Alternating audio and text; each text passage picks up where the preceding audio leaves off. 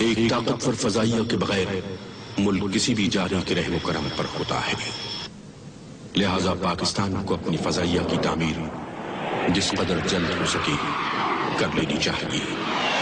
یہ ایسی باکمال فضائیہ ہو جو دنیا کی کسی بھی فضائی قوت سے کم تر درجے کی نہ ہو۔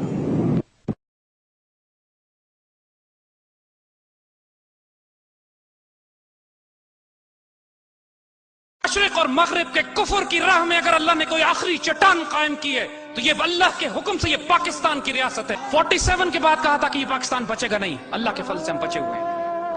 1971 کے بعد جب غداری سے انہوں نے ہمیں چوٹ لگائی، انہوں نے کہا پاکستان بچے گا نہیں، اللہ کے فضل سے ہم بچے ہوئے ہیں۔ جب ہم نے سوویت یونین سے ٹکر لی، دنیا نے کہا اب تو پاکستان بچے گا ہی نہیں، ہم ہیں وہ نہیں ہے۔ جب ہم نے ایٹمی پروگرام اپنا شروع کیا تو ہنری کسنجر لاہور میں آ کے تھریٹ کرتا ہے we'll make a horrible example out of you۔ اللہ کے فضل سے we are still here and we'll make a horrible example out of you۔ انہوں نے پاکستان پر سینکشنز لگائیں کہ پاکستان کبھی ایٹمی طاقت نہ بن سکے۔ ہماری اس جنریشن میں جو 70s اور 80s میں ہمارے بڑے گزرے ہیں، اس میں جو ہمارے سائنسدان ہیں، ہماری تاریخ کا سب سے سیکرٹ آپریشن تھا یہ۔ پوری دنیا میں مسلمان، ہمارے آپ جیسے گریجویٹس، پورے بچے پھیل گئے، اپنی زندگیاں تباہ برباد کر دی۔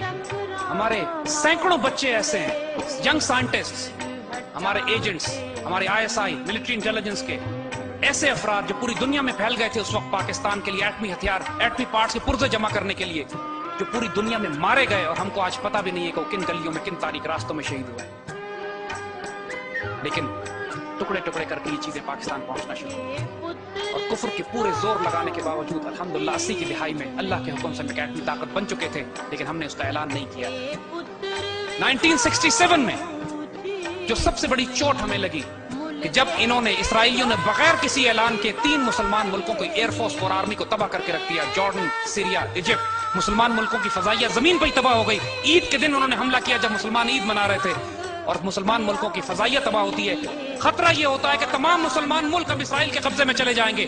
پاکستان ایئر فورس سے مدد طلب کی جاتی ہے، پاک فضائیہ کے دستے جاتے ہیں اور اللہ کے حکم سے ہم اسرائیلیوں کو مار کے گراتے ہیں۔ 1965 میں، اس سے پہلے اللہ کے فضل سے ہم انڈین ایئر فورس کا غرور خاک میں ملا چکے ہوتے ہیں۔ MM عالم صاحب 30 سیکنڈ میں 5 انڈین جہاز شروع میں ہی مار کے گراتے ہیں، اس کے بعد انڈینز کو جرأت نہیں ہوتی کہ پاکستان میں داخل ہوں۔ اللہ کے فضل سے 1967 میں بھی ڈسٹروائے دی اسرائیلی ایئر فورس، ان کا خطرہ جو مسلمان ملت کو ہوتا ہے وہ ٹل جاتا ہے۔ 74 میں ایک دفعہ پھر مسلمان ملت چیلنج ہوتی ہے، عرب اسرائیلی جنگ پھر ہوتی ہے، پھر پاک فوج جاتی ہے، پاکستان ایئر فورس جاتی ہے، ہمارے ایئر ڈیفنس یونٹس جاتے ہیں اور پھر مسلمان ملکوں کا دفاع کیا جاتا ہے۔ 1995-96 میں بوسنیا خطرے میں پڑتا ہے، پھر پاکستان فوج کے دستے وہاں پہ سربز کے خلاف مقابلہ کرتے ہیں، اور آج یورپ میں اگر کوئی مسلمان ملک ہے صرف اس لیے کہ اللہ کے فضل سے پاکستان نے ان کی مدد کی تھی۔ 1981 میں اسرائیلیوں نے عراق کا ایٹمی ری ایکٹر تباہ کیا، 84 میں یہ پاکستان کا ایٹمی ری ایکٹر تباہ کرنے کے لیے آئے تھے۔ اس وقت ہمارے پاس F-16 تھے، لیکن F-16 کی ہماری اتنی رینج نہیں تھی کہ ہم اسرائیل پہ جوابی کارروائی کرتے اور واپس آتے۔ پاکستان نے تھریٹ کیا دہلی کو اور اسرائیل کو، دونوں کو، کہ ہمیں نہیں پتا جہاز کس طرف سے آئیں گے، ہمیں نہیں پتا جہاز کی وارننگ، اس کے اوپر مارکنگ کس کی ہوگی۔ ہم ایک بات جانتے ہیں، اگر کہوٹا پہ بومنگ ہوئی تو اس کے بعد دہلی اور تل اویو کو ہم فلیٹ کر کے رکھ دیں گے۔ پاکستان ایئر فورس کے پائلٹ سے پوچھا گیا کہ ون وے مشن ہے، ون وے مشن ہے، صرف اسرائیل پہ آپ بومنگ کے لیے جا سکتے ہیں، واپس نہیں آ سکتے، کون والنٹیئر کرے گا؟ Would you believe it? The entire F-16 squadron had raised their hands. They were volunteering for this.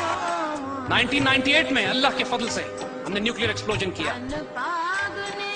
اور اللہ کے فضل سے انڈونیشیا سے لے کر موروکو تک مسلمانوں نے اس طرح چراغاں کیا جیسے پوری امت مسلمہ میں عید کا دن اس دن تھا، 28 مئی 1998۔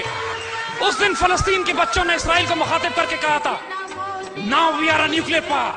Don't look at the stones in our hands. Look at the bomb in Pakistan. We are coming after you. 2007 کے بعد پاکستانی پیٹریوٹس نے، پاکستان سے عشق اور جنون کی حد تک پیار کرنے والوں نے، اللہ کے رسول کے امتیوں نے، وہ جن کی آئیڈیالوجی اسلام ہے، جن کی جو صرف سبز گنبد اور سبز ہلالی سے عشق کرتے ہیں، انہوں نے یہ فیصلہ کیا کہ اس پاکستان کے دفاع میں اپنی جان، مال، عزت اور آبرو قربان کریں گے انشاءاللہ۔ ہم نے اس کو بناتے ہوئے 50 لاکھ شہداء دیے تھے، ابھی اس کو بچاتے ہوئے ہم نے 10,000 شہید بھی نہیں دی۔